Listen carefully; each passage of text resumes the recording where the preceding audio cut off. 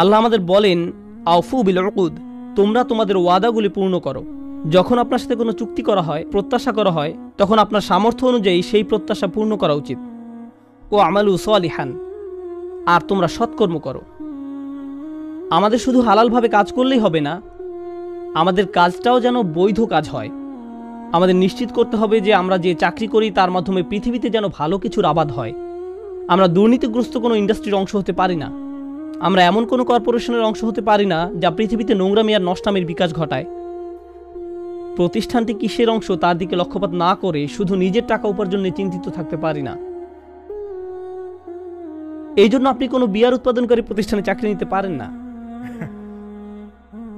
অথবা অস্ত্র নির্মাণকারী কোনো শিল্পে। এই মানুষগুলো পৃথিবীতে ভয়ঙ্কর অনিষ্টের জন্ম দেয়। তারা ব্যাপক মৃত্যু আর ধ্বংসযজ্ঞ ঘটায়। আমাদেরকে নৈতিকভাবেও সচেতন থাকতে হবে যে আমরা যে কাজ করি তা যেন পৃথিবীতে ভালো কিছু আনে, উত্তম কোনো উদ্দেশ্য সাধন করে। তাই আমাদের চাকরির জায়গা নিয়ে এবং যে ক্ষেত্রে আমরা অবদান রাখছি তা নিয়ে সচেতন থাকা উচিত।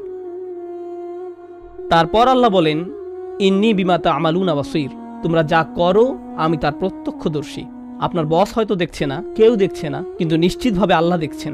আল্লাহ আমাদেরকে আমাদের কাজের বিষয়ে সচেতন করে তুলুন। আল্লাহ আমাদের সবাইকে হালাল উপার্জনের সামর্থ্য দান করুন এবং আমাদের উপার্জন যেন আমরা সর্বোত্তম উপায়ে ব্যয় করতে পারি। আল্লাহ আমাদের প্রতি এবং আমাদের পরিবারের প্রতি তাঁর ফাদল যেন অব্যাহত রাখেন। আল্লাহ আমাদেরকে এই দুনিয়া এবং পরকালে যেন সর্বোত্তম রিজিক দান করেন। বারাকাল্লাহু লি ওয়া লাকুম। আসসালামু আলাইকুম ওয়া রাহমাতুল্লাহি তাআলা ওয়া বারাকাতুহু।